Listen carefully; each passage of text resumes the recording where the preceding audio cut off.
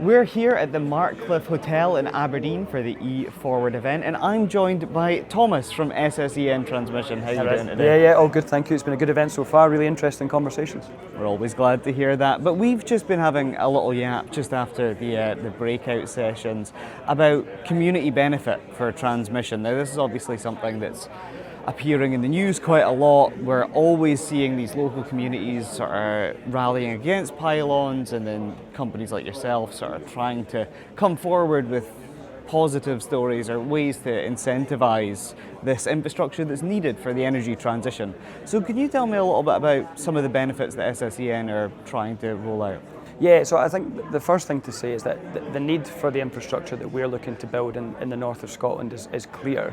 You know, we're transitioning to a clean energy network, and we need new transmission infrastructure to take power from where it's going to be generated in the north of Scotland and the surrounding seas to where it's going to be used, which is demand centres, you know, the central belt of Scotland and below primarily. So the need for that is clear, but what we really need to discuss is those communities that are going to be hosting that infrastructure in the north of Scotland. You know, what's the incentive for them? What is in it for them? So as well as delivering on Scotland and the UK's clean power and energy security targets, which ultimately will help to bring down bills and have, you know, control of power within the UK rather than, you know, looking at foreign imported fossil fuels. We need to talk about what benefits come for local communities. So whilst there's clear you know, job benefits and economic value, something that we're really eager to talk about is community benefit funding, which is new for the transmission infrastructure. You know, it's something that you've seen associated with onshore wind farms for a long time and other renewable developments, but there's a tangible financial benefit that can be made for communities through community benefit funding. And we anticipate over £100 million of that for communities right across the north of Scotland with our projects that we're going to be delivering between now and 2030. And that will be in some real, you know, positive initiatives that can have a proper benefit to local communities. So a huge opportunity there that comes from the development of this infrastructure, which does good, as I said, from the perspective of tackling energy security and clean power, but also there's that sort of associated benefit that can come to loads of great initiatives right across the north of Scotland. Can we maybe just touch on a little bit of what shape the community benefit looks like? You know, because we hear about it a lot, we see headlines and, you know, releases from SSEN about it, but I guess your average person might see that as, oh, is that just going to my local council, and am I actually going to see any of that cash impact me, or where is it going? Could you maybe explain how that works? Yeah, sure. So we're really looking at local initiatives that have a positive influence in communities. So it could be anything really, from your local football team that needs you know, a new lawnmower for their pitch for the upkeep to that.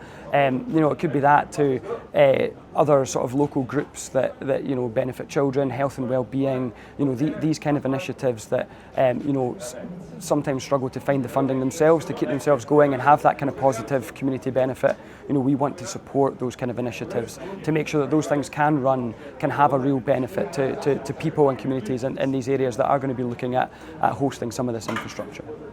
And, you know, we were just speaking about jobs and the creation. Obviously, that also creates a benefit for locals. But we were just chatting before we started recording about how, you know, you've mentioned in the past people sort of needing hotels to come to these towns where infrastructure is being installed. And some people would go, well, hold on a minute, you know, John down the road from me has not got a job.